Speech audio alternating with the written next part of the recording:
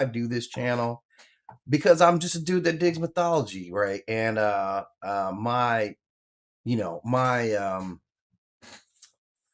interest in mythology, man, I want to say that started with Clash of the Titans. That's why this is significant to me, right? Because it was Clash of the Titans that got me into mythology in the first place, man, firsthand. That's how I got here, man. It's crazy because like two films that heavily influenced me were Star Wars, which I saw like when it first came out, OG release. I was like 7 year old, young cat, right? Heavily influenced me in terms of like space. I mean this, right? I mean this, like space and storytelling came together in a way. Because I had been a Star Trek fan, but at that time I didn't see the Star Wars, the Star Trek storytelling.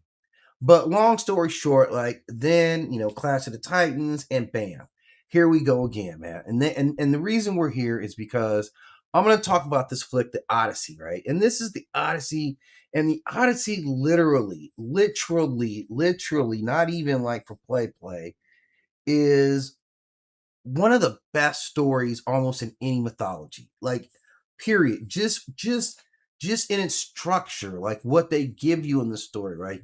You get monsters, you get like all kinds of like events that are going, like, I'm gonna break it down, man. Go through it with Odysseus. It is a full on, I'm going through it with Odysseus. Like, I've read this book, man, probably like, I don't know, man, like maybe like 4 times. Like 4 times I've read it all the way through, right? And every time at the end of it, I'm tired. You understand what I'm saying? Like, at the end of reading the Odyssey, I'm tired. Like, I'm exhausted because I just had to go through it with Odysseus. What's up? What's up, Doom? So yeah, so I'm gonna fully, good thing you just got here. I'm about to fully slice up the Odyssey, man. This new flick coming up, right? So I know the Odyssey because like I said, I've read this book, get to the end of this thing. Every time I get there, I'm exhausted because I went through it with Odysseus, man. I went through it like I felt like I was a crew member on the ship, and it's hectic on the ship. Thank you, Doomslayer. Doom, I mad appreciate it. So yeah, I'm gonna cook on this. Like, I'm deep on this one, right? This is one of my favorite stories of all time. This is one of my OGs that got me into mythology, like right off the bat, right? This, and then like Jason, like, was right there. Okay, Jason the Argonauts. So this story, it's like I said, it's a full service story, man. You're gonna get some adventure, like mad adventure. You got all kinds of stuff. You got Cyclops, you going up against the gods, going against you, man. We run into witches. We had to fight off some witches. We had to do all this stuff, man. Trying to get back home. Meanwhile, back home, it's a whole set of stories. Yeah, man, that Jason the Argonauts, man. If you have not watched Jason the Argonauts, please stop and go watch Jason the Argonauts right now. It's well worth it. Like, in fact, now I got to do a review on this movie again. Now it's going to be cool for me to talk about Jason the Argonauts. It's one of my favorite movies, man, of all time. Like, of absolutely all time, okay? Of absolutely all time. And love the Iliad. Yeah, like the whole thing. Yeah, the Iliad, the Odyssey. Yeah, it's all masterful stuff, right? Sometimes when people are like, oh, why do they talk so much about Greek mythology? It's like, look at it. I mean, like, it's delivering, right? Not saying other people's mythologies ain't delivering, but I'm like, this stuff is delivering, right? So the Odyssey itself is such an important story for Greek mythology, just like period, right? And this is it. Okay. I'm gonna chop this up into some nice pieces though. So like, I'm gonna go through it thoroughly though. When you'll get a chance to listen to it, I'm gonna be very thorough with this one. But thank you for stopping in, as always. So this is kind of the foundation for a lot of how I would get into mythology, is routed through the story. Reading this story. Like, reading this story was 100%. Appreciate it, homie. I'm gonna lace it up for you. I know that you want this, and we're not gonna just talk about it one time. Definitely appreciate it. So this story is so full of like everything you want, man. I mean, this story is actually action packed. Do you understand what I'm saying? Like, this is an action packed Greek, I don't know if this one still counts as a Greek tragedy. Like, he gets home, man. Like, I believe like it all works out at the end for Odysseus, right? But damn, they go through it, man. So like, this is that encounter. This is like, man, it's been going on for many moons. I gotta get home. This is the greatest adventure story that's ever been told, like ever. And in the history of adventure stories, not one adventure story supplants this. Like, just whatever, man. I don't know what you guys have put up on there. Maybe like Frodo Baggins. No, Frodo wasn't nothing compared to this. Like, I don't know what other adventures, like we're going on a journey stories, but it's going to be tough to overcome this. I just got to say it. Like, the totality of what the story is, the totality of what you're going to end up going through and seeing through this adventure it boggles the mind, man. As a kid, it just kept me completely like entranced, right? A book, right? A book, okay? I'm not talking about chilling or fireworks. I'm talking about a book, okay? So this is the book. This book is written. So this is attributed to Homer, right? Who is a Greek like epic scholar. And the scholars placed this book around 750 BCE, meaning before the Common Era, or as I say, before right now. So we talk about we're at 2026, it's 2,000 years, add another 7,000 years on it. So it's roughly in that like 2,500 to like 2,500 to like 3,000 year history, right? That's how far it's going back. And what was going on in Greek at the time is like the Greek society itself. Just give you a little backstory, like history without mythology without historical context is nothing. Okay, I always say that, man, or I just started saying it, but I think I've been thinking it for a long time, but I'm definitely saying it now, that mythology without historical context is lacking really the whole meat of it, right? So at this time, Greece was emerging from like the earlier Bronze Age civilization. There were great kingdoms. The Mycenaean civilization had fallen centuries earlier. They were establishing colonies throughout the Mediterranean. Trade was expanding, right? The alphabet that had recently adopted from the Phoenician influence was really on scale now. They were competing for power locally, and the Odyssey reflects memories of an older heroic age while kind of addressing some of these new concerns of this new age, right? So this is kind of the backdrop on which all this stuff is going on in Greek culture. So there's a lot, like, so this is this in the epic itself. Like, the epic itself is kind of like it's kind of a historical account, right? It's kind of a war, or it is a war story. It's popping off at the end of the war, right?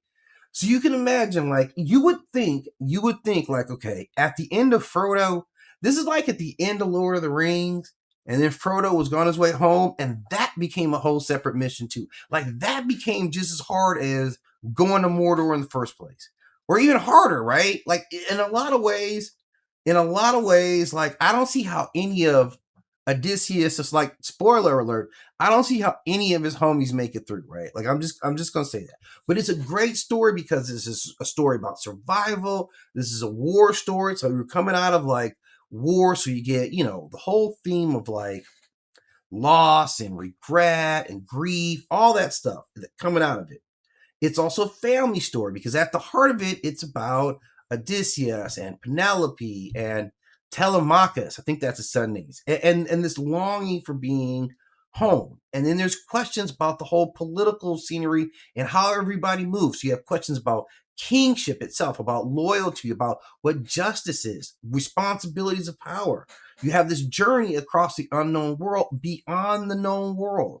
So this is one of the earliest and most profound expansions of what coming home actually means. So we understand the time period when this was going on. We get the historical context, right? We get this establishment, trade, and this is how stories were. So exploring the world also was like, I mean, like, it took a certain type of savvy. So as we get further into the story, we get to the particulars. And the particulars are the who and the why they were doing this in the first place and what this actually means. Because it means a lot. It all means a lot. It's all going to be meaning a lot. And we're going to get deeper into it. Okay, so let's talk about like the where. So this is obviously the Greek world. So like, the places that they talk about, this is Troy, obviously, right? Obviously, we're talking about Troy, right? Not to laugh, Troy, but Troy, Ithaca, Sicily. This is southern Italy. This is around the Aegean Sea. These are the mythic islands beyond this known world, right? Because after that, they're like, I don't know what's out there. It's all kinds of crazy stuff out there, right? Like it's all kinds of crazy stuff. But you can see the general area behind my noggin, right? Behind my massive dome is basically the area that we're talking about. This is considered, and again, for this to be someone's mythology and belief, it's all like, yeah, that happened right there, like literally right there. There's Troy, there's Ithaca, right? It's right there. Sicily right there, right? The point being is it shouldn't take you 10 years to get home, okay? It should not take you 10 years to freaking get home, but it does. So this is the story of how Odysseus, after the events of the Trojan War, which was a major event, right? Like remember the Trojan War, man, this was a major event that they descended upon the city of Troy. It was ridiculous, man. They just all got together and jumped the city of Troy on some nonsense. But I'm not even going to get into that whole thing about what was going on with Troy. I'm not even going to get into all that stuff, right? Okay. So this is kind of the events after Troy's been smashed. Everybody celebrate. They all took whatever they're going to take out of Troy, whatever gold. Clearly, they got Helen. They got all the gold, right? They're like, yeah, we got all this gold and loot. And we just destroyed the city, right? Because the gods had decreed this is going to happen. That's the backstory to all this. You don't see that the gods decreed this in that nonsense movie Troy that they put out, which is fun. It was still a really good movie, right? Rose Byrne, Brad Pitt, right? It was still, like Eric Bana, I think that was, did a great job.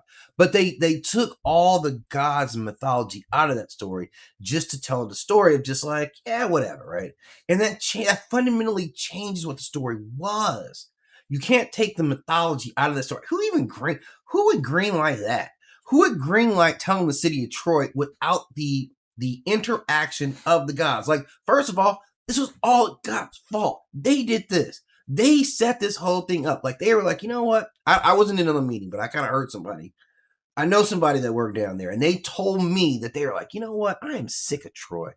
Really? You sick of Troy? I'm sick of Troy too. Let's just go ahead and engineer a situation, right, to just bring down the city of Troy, right? And they're like, well, what can we do? Here's what we're going to do. Man, I heard Menelaus is married to Helen. And everybody knows about Helen because Helen, remember, this is one of Zeus's daughters, right? And Helen is known for just being so beautiful that she destabilized the world around her. She destabilizes the world. I did a whole thing about Helen and this magnetic form of beauty that Helen had, right? Now, whether she's responsible for it or not, I can't really say. We don't really know because Helen, no one ever put a microphone at Helen and asked her what she thought about it, right? She could have been like, she could have been that, right? Helen could completely have been like diabolical about this stuff, but we don't know that, right? But we do know that her presence itself created these type of situations, right? So the first thing that the gods did was they moved Helen from Menelaus' house into the house of Troy, right? Now, how might they do this, you should ask? Well, there was simply a wager. Like there was a wager among, let me get it right, man. Let me get it right. I know there was Hera, I believe Hera, Athena, and Aphrodite, right? Hera, Athena, and Aphrodite were all sitting around. I don't know who else was there, right? I'm going to assume they were eating some ambrosia and chilling, right? And somebody brought up, like, who's the most beautiful out of the three guys, right? And all hell broke loose, right? You knew it was a problem. Because even Zeus was like, I ain't got nothing to do with it, man. And Zeus, I don't even see how you got away with it. I ain't got nothing to do with it. You should pick your wife every single time, right? And just be like, look, no matter what, I'm picking my wife. So that's your pass. Like, ain't no, anyway, he didn't even handle it right. But so anyway, so now you got these three goddesses who are all powerful, and each one of them, like, they're like, we're gonna pick just a mortal to be the decider. So they go to, is it Paulus? What's his name, man? Whoever that dude is, right? Who brings Helen home, right? They engineer all this work. She is ultimately the prize. If you, because I think it's Aphrodite says, if you choose me, then I'll give you the most beautiful woman in the world, and that's what she does, which is Helen. So now you take Helen, the destabilizer. Helen, the destabilizer. I want you guys to get the context of that. Helen is the destabilizer, right? Like y'all know what it's like, man. You've been working someplace for a long time, and then all of a sudden, like a really good looking girl starts working there. Everybody, it turns the place goofy, man.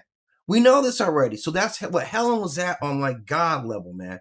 She's the god of doing that, right? Like she's the goddess of that. She's a goddess of like, whoa, and everybody flipping out. So you take Helen, you put the destabilizer in the city of Troy. The gods made that move because they knew it would rally all the other cities of all the other Greek states to come there, and basically they jumped them. They pulled up on them.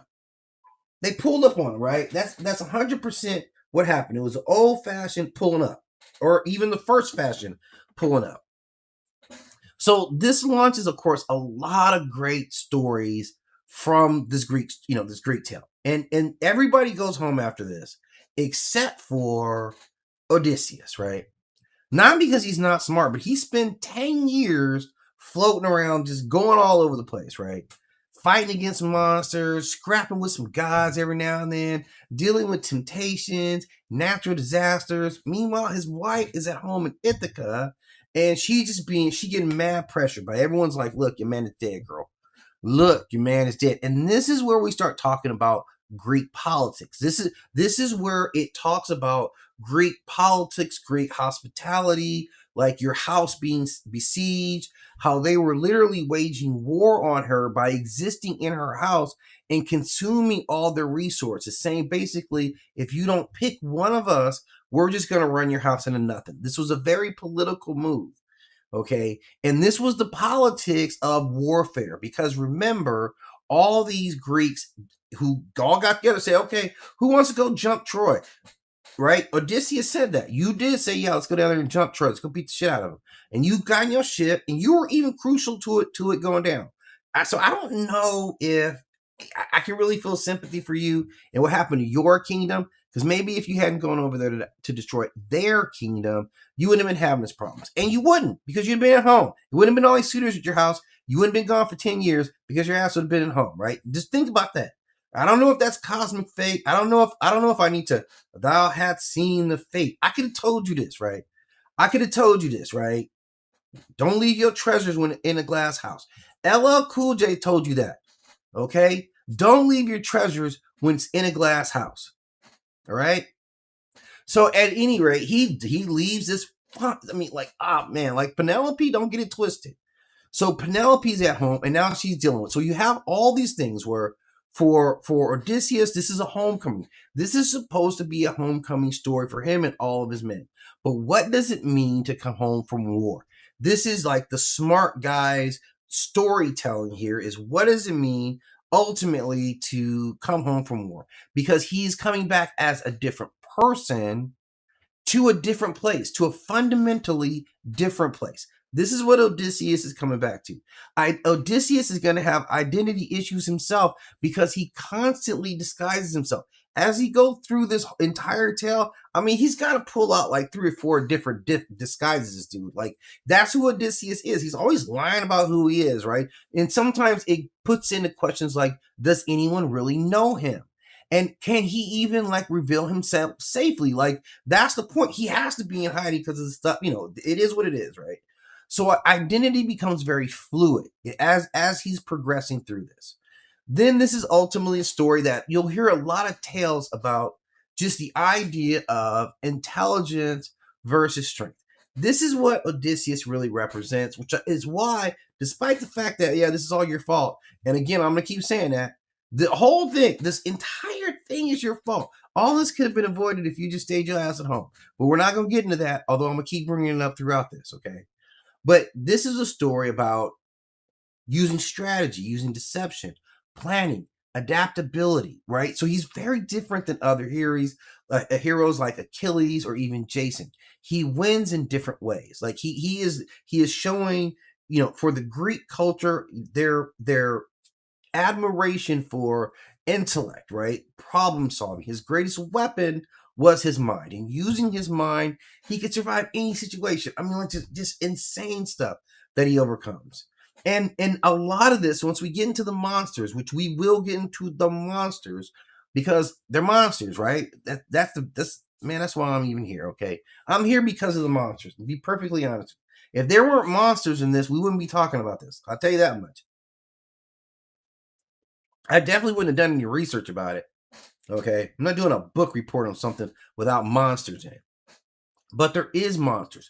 but it's a bigger look at monsters because the monsters represent what happens when civilization breaks down. And what do we see? We see cannibalism.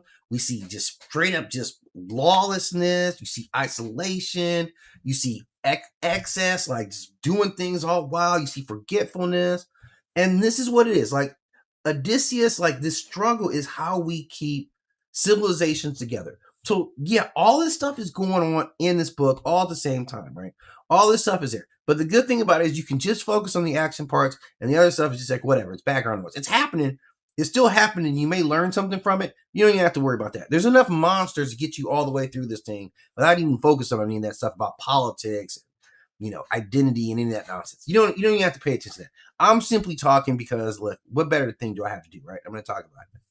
So these are the main things. Like these are the main things that are going on, right? These are the main big surface things that are going to jump out like pretty regularly to you, like right off the bat, right? And then there's like, let's look at like who your main characters in here. This is who you're going to get a healthy dose of, right? This is who you're going to get a healthy dose of. Like obviously Odysseus, right? He's a king. He's a king, right? He's a king of Ithaca. And dude is known because he's just like, he's mad clever. He's very resourceful. He's a very proud king. He can be very manipulative. He's very enduring. And he's considered by some to be the first literary anti-hero, right? He literally the first literary anti-hero. And something else they need to mention about him, like a side note, is that he talks mad shit. Like ridiculous, man. Like tone down the shit talking, man. Like I mean, really, because the shit talking, like it did lead to other problems. It wasn't like you were just talking shit and nothing came of it. Like the shit talking led to other problems in real time. Like, so we can be honest about this, man. We can be really honest about this, right? Okay, like sometimes you got to know when to hold them. You know what I'm saying? Sometimes you got to know when to fold them. You got to know when to walk away, and you have to learn when to shut the fuck up, okay? Those are important traits that everyone should know. When to shut up, okay? And then the next one is Penelope. And Penelope has got to be, man, like she's one of the most like kind of diminished or dismissed characters in mythology, right? Like honestly, man, because like all these dudes are like, look, bitch, you need a husband, okay? Greek law says that you're gonna have to marry one of us, and whoever of the us you marry is gonna now have all the kingdom. And she's like, I'm trying to keep this until my son can come of age. If nothing else, she's like, I believe in my husband. And she did, right? She believed in her husband. But she was like, I'm trying to hold it down for my son. And we knew, you know how it is. When the new king comes in and I take over and I'm on smash time now, I got to kill this little dude, right? We know how it goes. It's going to be an accident and you're going to have a son with me and I just took over. And that's how it goes, right? It puts his life in jeopardy. So these dudes were like, yeah, we're in here. They're like, talk sweet. Like, look, girl, you know how it is. Treat you right and all that, right? And just like, come on, let's choose me.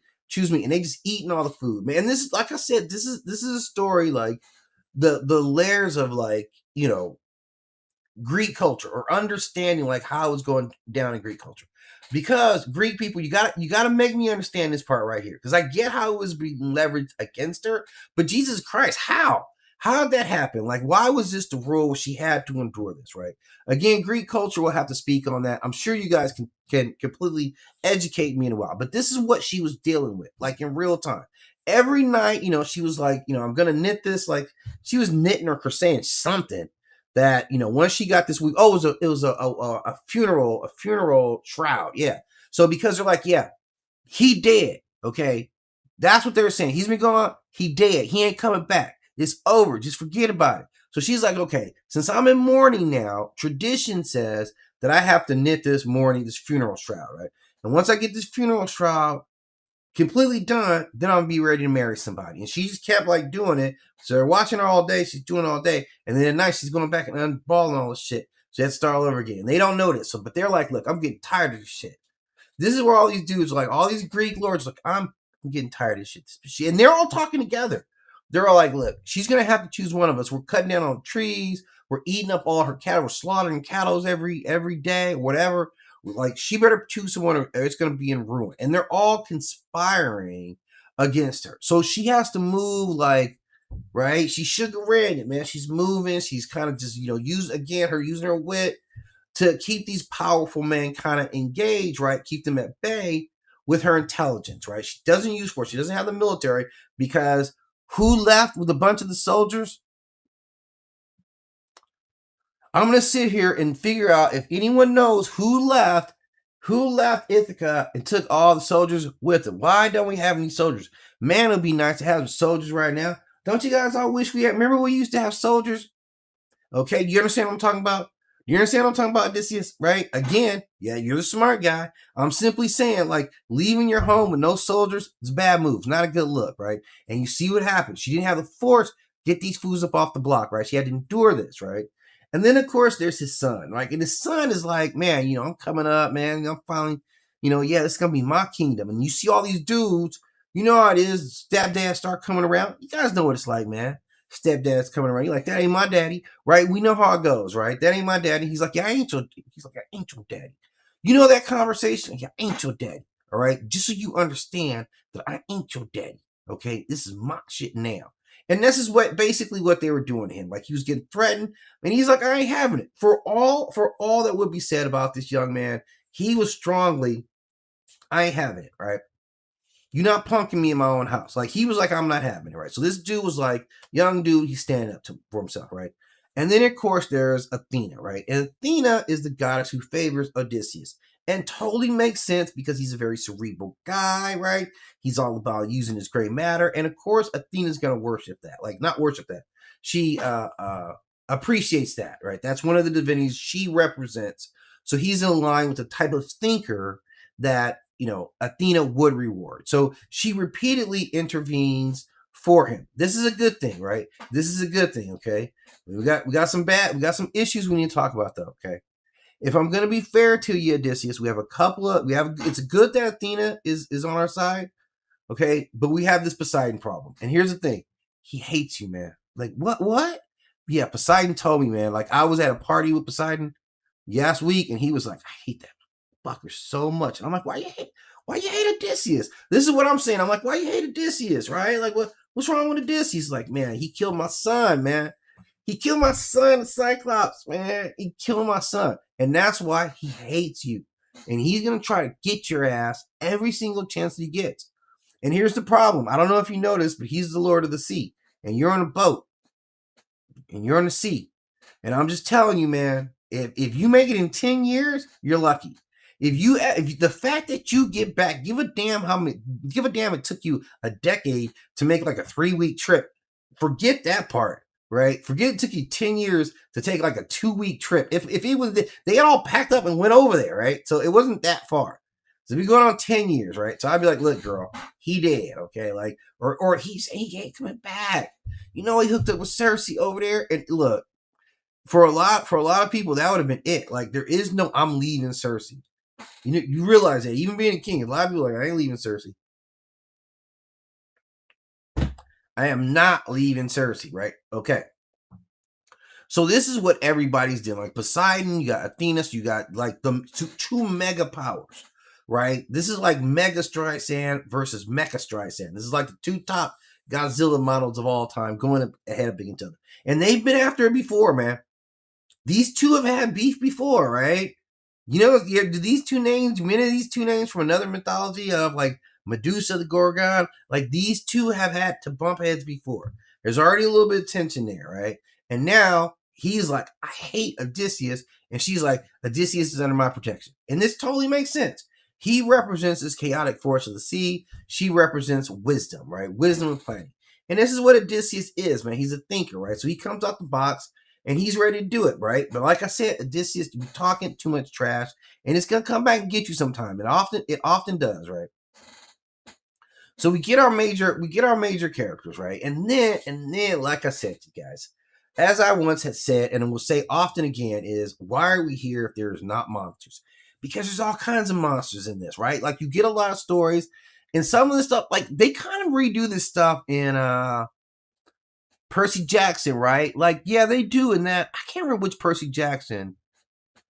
I don't know, it was the first one. I don't know, man. I ain't really up on my Percy Jackson. Although I did see him in the one The one or whatever, I think I saw both of them, and I think I did reasonably enjoy it. So I'm not coming down on Percy Jackson, but they were made for a different demographic that ain't me. All right, so we can be comfortable saying that. But you get the story of the lotus flowers, like the lotus, which is a symbol of addiction. This is one of the things that his boys go. This is why they don't get home, because part when they were all getting high, right? So the people eat the flowers and they forget home. That was it. Comes from this story, and this is about, you know, this is about mythology when it becomes temptation, right? That temptation kind of take over from the point you're care about stuff. This is addiction. This is escapism. This is distraction. Like they've been on war. It's tough. They've been at the sea forever, man. Just get on this island, eat some of these lotus flowers, and all of a sudden you're like, man, I ain't even worrying about it, man. Man, we haven't been able to get home. It's been like 4 years already, man. You know what? I don't even care, man. That's what was going on. They were all just like, you know, I don't even care, man. I'm just gonna kick it here and just eat some more of these lotuses, and you know what? Whatever. Like, you know, all of them. And this is about that, like that temptation to stop caring. This is what they represented, okay? And then you get the story of the Cyclops, the one-eyed giant, where, you know, he escapes by blinding him. This would be the institution of your problem with Poseidon. This is where it really start getting bad for you here. And again, this is like, you know, these are stories of isolation. Like, it's weird, like it's barbarism. You know how all through these Cyclops. So we get to see him. This is his first time we get to see him flex his, like, right. I mean, since the Trojan, you know, obviously the Trojan horse. This was him, right? This is Odysseus, right? He's a Trojan horse. So we don't really see him like mentally juke somebody until Polyphemus, the Cyclops, right? This is where he really like kind of embarrasses him, and then for some reason he doesn't shut up about it, right? So there's that part, and then you get Aeolus, right? Who we see in Percy Jackson as well. They manifested the Keeper of the Winds, who gives Odysseus this bag containing, you know, all the storm wind, right? So this is supposed to get you home, right? It's all of a sudden like you have the control of the wind in your back pocket. You should be able to open that bitch and drive all the way back to Ithaca. But no, not you. Not you. For some reason, not you. Not you. You just refuse to do the easy thing, right? So, of course, his crew opens it up, and it takes them even further away from Ithaca, right? This is using these storm winds in a bag. Takes them even further away from home, right? This is how it takes you 10 years. You was over here getting high for a little while. Then you got into a fight with some Cyclops. Then, oh man, we had this bag of air, man. And Quincy opened it up, shot us the wrong way. This is all stuff you're going to have to tell your girl when you get back home in 10 years, right? Then Quincy, man, he opened a bag of air. He opened a bag of air. Yeah, I'm not going to lie to you. Aeolus came down here. So a god came and gave you guys a bag of air, and you just opened it up. That's what happened. Wasn't me. So then there's that. Then you meet like the cannibals. Like, remember the cannibals, and they were like, they were grubbing on these foods, right? So of course this is in there because the Greeks are obviously representing civilization. Like, that's Athena's thing.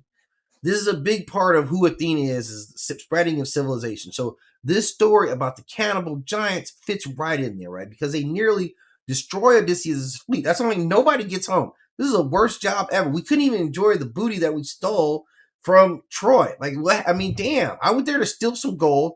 We got it. I want to go back home and be rich. And we can't even get us back home, man. I would have taken that gold and got a ride home with somebody else. I would have got a ride on one of the other ships. Like, yeah, I don't want to go with you guys. I just want to go straight back to Athens. I got money now. So whatever was going on in my old life in Ithaca, it doesn't even matter now. I live here now with the gold and Athens, right? So that's what I would do. But that's what this story is about right here. These giants, and they're eating everybody. And this is about civilization itself having to fight to hold back these things, like particularly cannibalism. We got to push back on this, guys. Like, look, guys, I'm serious. We're seriously pushing back on cannibalism. We're not doing this anymore, okay? This is not who we are, okay? We're better than this, presumably. And then, of course, there's the story of Circe, where like a lot of us would have got caught up. You know, she is, again, you know, that beautiful woman, the enchantress, who turns all the guys into pigs. Why did she turn them all into pigs? Because they were going crazy. They were grubbing. But like, come on, man. We've been at sea all this time. We haven't got any good food, and we're just, it's not even being a pig. It's called partaking. right? I'm partaking in this feast for which you put down in front of us. And I don't understand why we shouldn't. But Cersei in her infinite wisdom is like, oh, I'm so offended. I'm so offended by you guys, you starving men. You guys are starving to death, right? And now you're eating, and I'm sorry, it wasn't the neatest cleanest. So this is what it is. It's about temptation and pleasure and transformation. But interestingly, a lot, like she doesn't hold the role of being a villain in this. She ends up offering some aid to him as well. And then of course you get some underworld, like, so at every turn there's a threat that mirrors the human condition, right? Because this is a story all about the underworld and how you can quickly get taken to the underworld. So the story gives us, like I said, man, you get a lot of monsters. You're getting a lot of monster for the buck, right? You're getting a whole lot of monster for the buck, but there's more. This is like those knife commercials. You get a knife, and I'm like, but there's more than that. There's even more. If they're doing this the right way, don't get mad at me if they make a movie that doesn't have all the stuff that I'm saying they should have in it. That's not my fault. I don't work down there, or at least I got fired, okay? But then there's more. There's the story of the sirens, right? Like the cattle of Helios, right? Then like the Scalia, the six-headed monster that consumes sailors passing by, right? Like this is it. Like, so of course the sirens, they'll lead you to your death, man. Don't trust no sirens. If you hear some sirens, man, turn the radio up, man. Do not pay attention to those sirens ever, anywhere that you go, because what they represent is dangerous knowledge. Like they would lure you, come to the rocks, and you will crash, and we will laugh. And that's what I don't even understand. What it's all about, seduction. And this is, you gotta imagine these guys have been out at sea forever. These guys were out at sea for 10 years, right? 10 years they're basically out at sea. They're at work for 10 years straight. Can you imagine you're at work for 10 years straight? You ain't had one day off. From the time you guys got on the ship, you clocked in, you got on the boat, you went over to Troy, okay? You fought in the war over Troy, you guys won, and 10 years later, before you guys get back home, right? So you guys are on time and a half eternally. Like it's the longest time and a half ever in the history of time and a half.